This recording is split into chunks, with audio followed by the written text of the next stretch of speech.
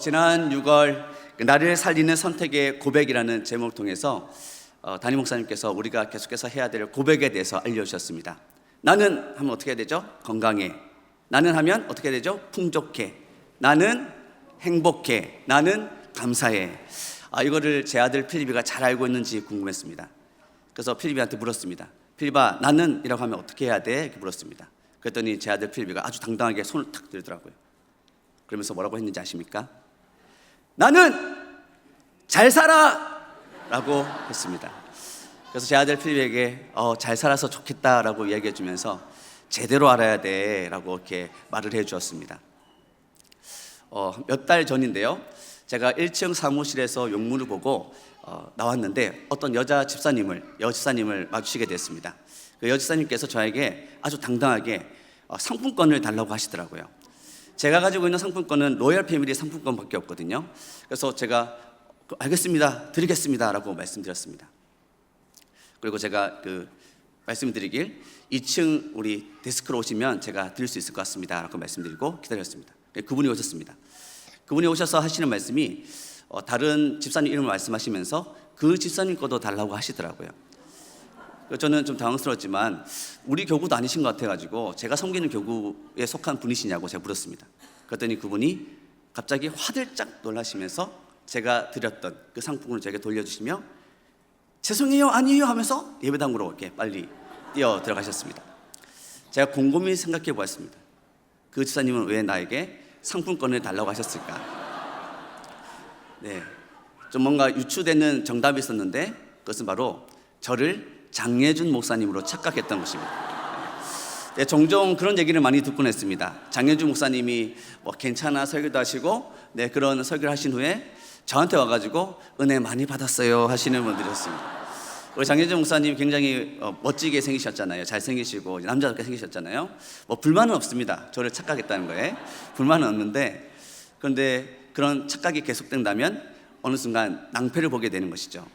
네, 저도 그런 경험이 있습니다. 저도 제가 아는 분이라고 생각을 하고 그분의 이름을 불렀는데 다른 분이었더라고요. 제가 너무 죄송하다고 제가 착각했다라고 이렇게 사과를 드렸던 그런 기억이 있습니다. 우리는 그 상대방을 제대로 인식해야 되는 것이죠. 공자의 유명한 제자 중에 증자라는 제자가 있습니다. 공자가 이 증자에 대해서 이야기하길 이렇게 이야기했습니다. 증자의 어렸을 적 이름은 삼이거든요. 증삼인데 삼은 노둔하다라는 말을 했습니다. 이 노둔하다라는 말은 이런 뜻입니다. 미련하고 어리석고 그리고 둔하다라는 의미를 가지고 있습니다. 그러니까 학문이 좀 더디고 좀 부족했던 것 같습니다. 이 공자가 보기에 좀 부족하게 보였던 것 같습니다. 이 공자에게는 뛰어난 제자가 많았는데 특히 유명한 제자는 안회라는 제자이죠. 근데 아내는 안타깝게도 단명을 하였는데 그것 때문에 공자가 굉장히 슬퍼했다라는 기록이 있습니다. 어쨌거나 이 증자에게는 한 가지 특징이 있었습니다. 이분은 굉장히 성실하고 그리고 정직한 분이었습니다. 이분은 공자를 열심히 공부했습니다. 공자의 가르침, 공자의 사상을 굉장히 열심히 공부하였습니다. 공자 사후에 공자에게는 뛰어난 제자들이 많이 있었거든요. 그들이 많은 학파를 만들고 자기의 길을 갔는데 알려진 사람은 별로 없습니다. 그런데 노둔하다라는 말을 들었던 이 증자는 누구를 굉장히 열심히 공부했다고요? 공자를 굉장히 열심히 공부했는데 자기의 생각이 아니라 공자를 공부하고 난 후에 그 이후에 이 증자에게 누가 배우냐면 바로 이 공자의 손자 자사라는 사람이 배웁니다. 그리고 이 자사는 누구를 가르치는가 보니까 공자왈 맹자왈 할 때 그 맹자를 가르치게 됩니다. 우리가 조금 가르침에 대한 그 배움이 좀 더딜 수 있습니다. 좀 우둔할 수 있습니다. 그러나 우리가 성실하게 정직하게 내가 배워야 될 것을 제대로 배울 때 우리는 어떤 의미에서 대성할 수 있게 된다라는 교훈을 이 증자를 통해서 우리가 얻게 되는 것 같습니다. 우리는 제대로 배워야 합니다. 앞서서 이렇게 제가 말씀드렸던 이 사실을 통해서 우리는 제대로 알아야 되고 제대로 인식해야 되며 그리고 제대로 배워야 된다는 사실을 우리가 생각해 보았습니다. 우리는 어떠한 문제를 발견했을 때 문제만을 바라보는 경향이 있습니다. 그러나 우리는 문제가 아니라 정답을 바라보아야 합니다. 문제만 보면 틀리게 되어 있습니다. 사이먼 시넥이라는 사람이 있습니다.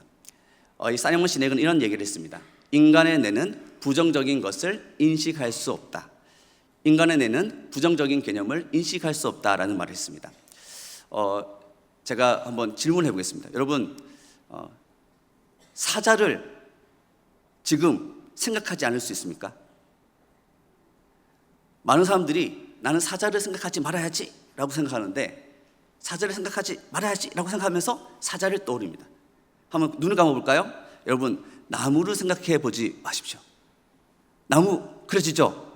나무라는 이미지가 떠올려지죠? 네, 그런 것들을 이야기한 것이죠.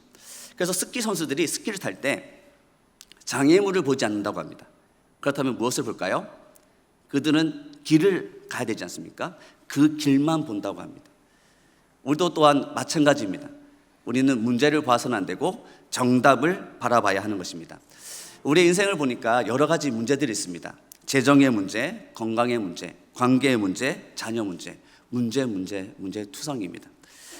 문제만을 바라보고 묵상하는 것, 그것이 아니라 우리는 정답을 바라봐야 한다는 것입니다. 조선을 참 사랑했던 선교사님이 있습니다. 그분의 이름은 민노아 선교사님입니다. 굉장히 잘생기셨죠. 열심히 선교 사역을 감당하는데 아들이 태어났습니다. 얼마나 귀했겠습니까? 근데 그 아들이 얼마 못 가 주님의 품 안에 안기게 됩니다. 곧이어 두 번째 또 아들이 태어났습니다. 그 아들도 곧이어 주님의 품에 안기게 됩니다. 사랑하는 아내 사모님이 있었는데 사모님 또한 그 두 아들을 따라 주님의 품에 안기게 됩니다. 얼마나 슬프셨을까요? 얼마나 그 아픔이 컸을까요? 다시 일어서서 선교의 사명을 감당하는데 많은 조선 사람들이 묻습니다. 당신은 무엇을 믿기에 그렇게 힘껏 이 선교 사역을 감당할 수 있습니까? 라는 그 질문에 우리가 잘 아는 찬송가 96장 예수님은 누구신가? 라는 이 찬송으로 그들에게 이 한 가지를 알려주고자 했습니다. 우리 예수님은 누구신가? 우리 함께 찬송했으면 좋겠는데요. 우리 한번 찬송해 보겠습니다.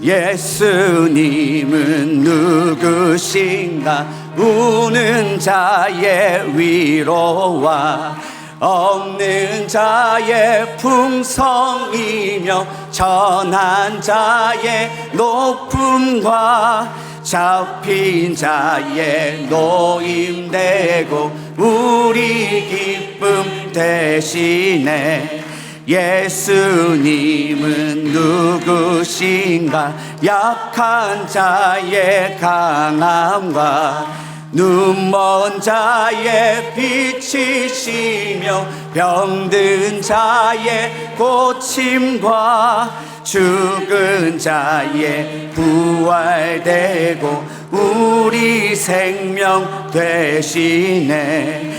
예수님은 누구신가? 주한 자의 정함과 죽을 자의 생명이며 죄인들의 중보와 멸망 자의 구원되고 우리 평화 되시. 예수님은 누구신가? 예수님은 누구신가? 온 교회의 머리와 온 세상의 구주시며 모든 왕의 왕이요 심판하실 주님 되고 우리 영광 되시네. 아멘. 민노아 선교사님은 이 찬양을 통하여서 자신에게 질문한 조선인들에게 무엇을 가르쳐주고 싶으셨을까요? 우리는 어떠한 문제 앞에서 주저하지 않을 수 있습니다. 그리고 물러서지 않는 이유, 다시 일어설 수 있는 이유는 바로 정답이신 예수님께서 우리와 함께 하시기 때문인 줄 믿습니다. 골로새서 1장 28절 29절 말씀을 보니까 이렇게 말씀하고 있습니다. 우리 함께 읽겠습니다. 우리가 그를 전파하여 각 사람을 권하고 모든 지혜로 각 사람을 가르침은 이를 위하여 나도 내 속에서 능력으로 역사하시는 이의 역사를 따라 수고하노라. 아멘. 사도 바울은 열심히 복음을 전하고 가르치기를 힘썼습니다. 최선을 다했습니다. 그 이유가 무엇이라고 이야기하고 있습니까? 완전한 자로 세우기 위해서. 각 사람을 완전한 자로 세우길 원한다. 원어적 의미를 보니까 성숙한 자로 세우길 원한다라는 의미를 가지고 있었습니다. 다시 말해서 예수님과 닮은 사람들을 세우고 싶었다라는 것을 우리가 알 수 있습니다. 이어서 골로새서 2장 2절로부터 3절까지의 말씀 계속해서 읽어보겠습니다. 이는 그들로 마음의 위안을 받고 사랑 안에서 연합하여 확실한 이해의 모든 풍성함과 하나님의 비밀인 그리스도를 깨닫게 하려 함이니 그 안에는 지혜와 지식의 모든 보화가 감추어져 있느니라. 아멘. 바울은 이 골로새 교인들이 그 모든 풍성함, 하나님의 비밀인 그리스도를 알기를 원했습니다. 깨닫기를 원했습니다. 또 그 안에는 지혜와 지식의 모든 보화가 감추어져 있느니라. 이것을 알기를 원했습니다. 자, 이 골로새서 말씀을 묵상하는데 계속해서 흥얼거려지는 찬양이 있었습니다. 생각나는 찬양이 있었습니다. 예수 그 이름이라는 찬양인데요. 우리 함께 불러보겠습니다.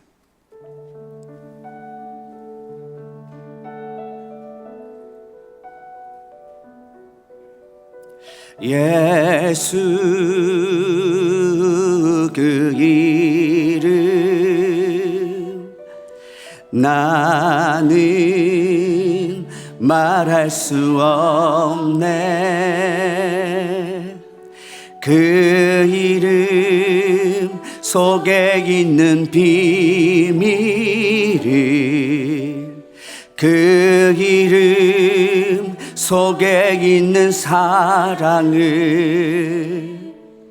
그 사랑을 말할 수 없어서 그 풍부함 표현 못해서 비밀이 되었네. 그 이름 비밀이 되었네.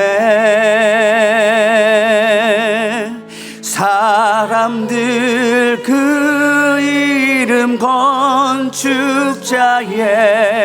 버린 돌처럼 버렸지만 내 마음에 새겨진 이름은 아름다운 보석.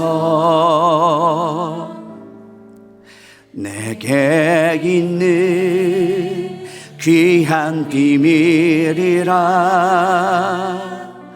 내 마음에 숨겨진 기쁨.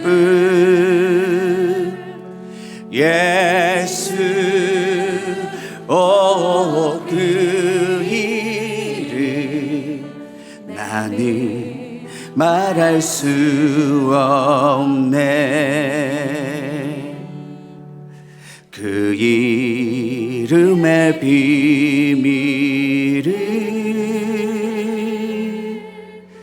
그 이름의 사랑을.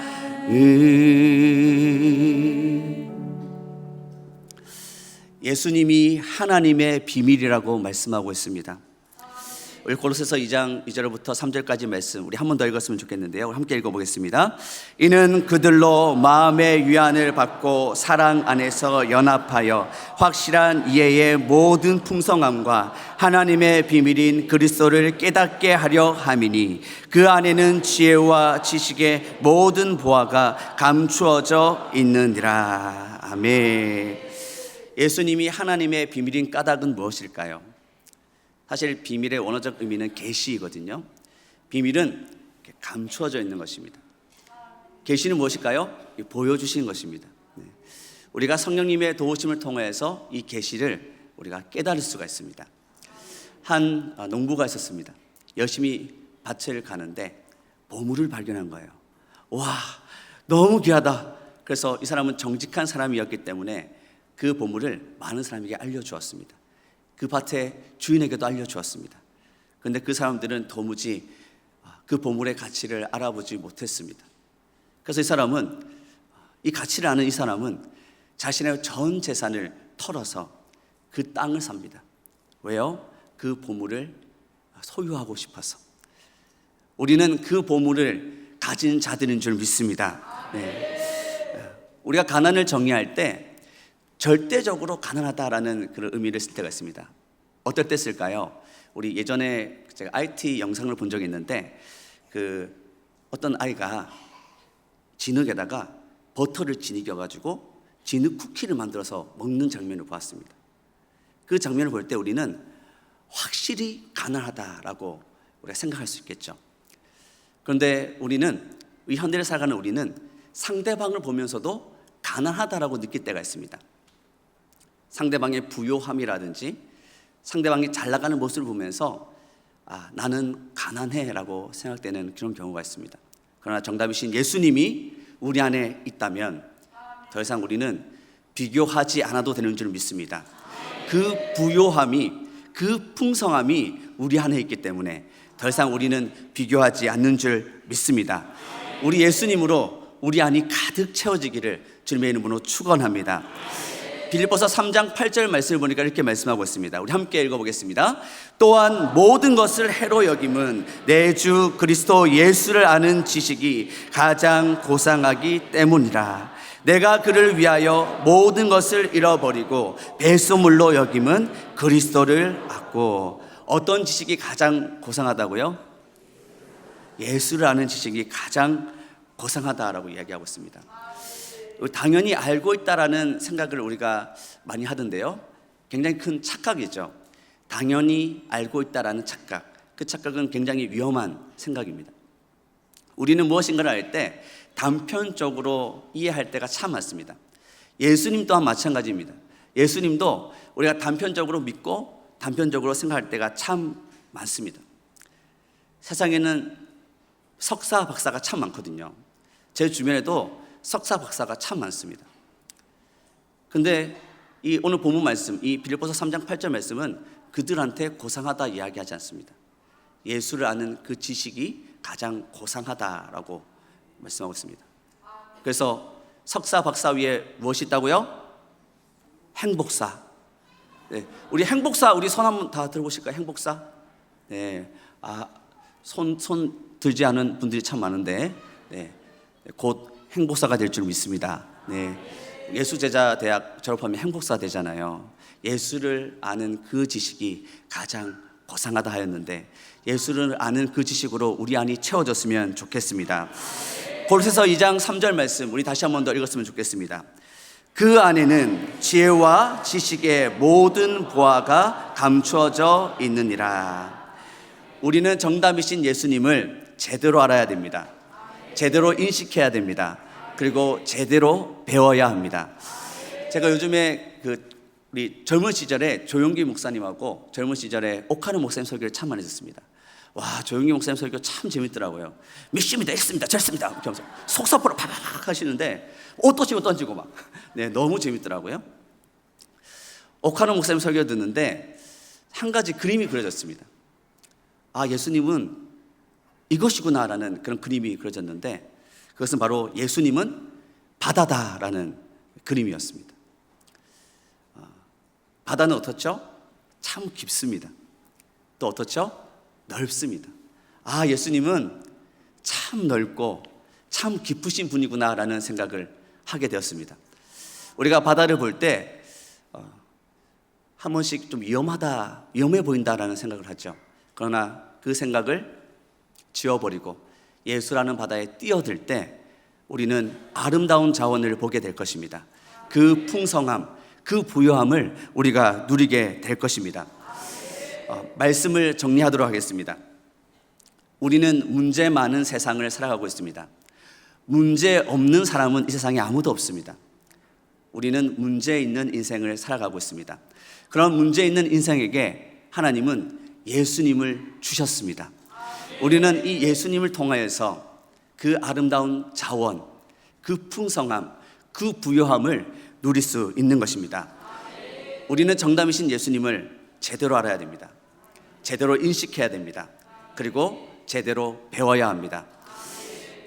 충만이라는 찬양이 있는데요, 송경민 목사님이 지은 찬양입니다. 이 찬양을 어떻게 짓게 되었을까? 그 송스토리를 제가 간증을 듣는데 이런 이야기를 하시더라고요. 사도행전에 그 바울과 실라가 억울하게 희롱당하고 매맞고 감옥에 갇혔는데 그런 상황 속에서도 하나님을 찬양하는 장면이 나옵니다. 나 같으면 희롱당하고 매맞고 감옥에 갇히면 그 억울한 상황에서 찬양보다는 원망이 나을 것 같은데, 그 말씀을 묵상하는 가운데 바울과 실라는 예수님으로 충만했구나라는 그런 사실을 깨달았다고 하더라고요. 근데 곡을 계속 만들어가는 과정 가운데 가까운 지인이 자신이 곡을 만드는 그 작업장에 방문했다고 합니다. 그래서 대화를 나누고 차를 마시고, 그렇게 유의미한 시간 아니었던 것 같은데 인사하고 그분이 떠났는데, 그 다음날 새벽에 계속 돈이 송출됐다는, 그러니까 돈을 계속 빼갔다는 그런 문자가 계속 날라왔다고 하더라고요. 그래서 깜짝 놀라서 이렇게 보니까 외국에서 돈을 누가 계속 빼가는 것입니다. 자신 통장에 있는 돈을 계속 빼가는 거예요. 깜짝 놀랐습니다. 다음날 아침에 은행에 갔더니 통장에 돈이 하나도 없는 거예요. 깜짝 놀랐습니다. 어떻게 이런 일이 일어났을까? 집에 돌아와서 보니까 지갑이 보이지 않더랍니다. 어떻게 됐을까? 그 CCTV를 보니까 자신에게 방문했던 그 가까웠던 지인, 믿었던 지인이 그 지갑을 훔쳐서 그 돈을 다 빼간 것입니다. 믿었던 사람의 그 배신, 또 가족들은 당장 대출도 갚아야 되고 월세도 내야 되고 내야 될 돈이 참 많거든요. 그런데 그런 암담한 상황 가운데 어머니도 우시고 아내도 울고, 그런 상황 가운데 망연자실해서 책상 앞에 앉았는데 자신이 작업하던 이 곡 충만의 그 가사를 보게 된 것이죠. 그렇구나, 내가 예수님으로 충만하지 못했구나. 그렇게 자신의 마음을 예수님께 드리고 예수님의 그 사랑으로 마음을 채워가던 중에 그 마음 가운데 들리는 음성이 용서해라라는 그 음성이 들렸다고 하더라고요. 그리고 그 음성에, 그 물음에 계속해서 대답하는 가운데 당장의 어떤 드라마틱한 변화는 없었지만 마음에 찾아오는 평안, 감사가 있었다라는 고백을 제가 들었습니다. 그리고 그 이후에 이전보다 더 감사한 일이 많았다라는 고백 또한 제가 듣게 되었습니다. 우리도 정답이신 예수님을 바라보길 원합니다. 그 예수님께 집중하길 원합니다. 정답이신 예수님을 제대로 알고 제대로 인식하며 우리가 제대로 배울 때 당장은 변화가 느껴지지 않겠지만 그러나 주님께서 분명히 우리의 삶 가운데 일하실 줄 믿습니다. 우리 안에 큰 기적이 일어날 줄 믿습니다.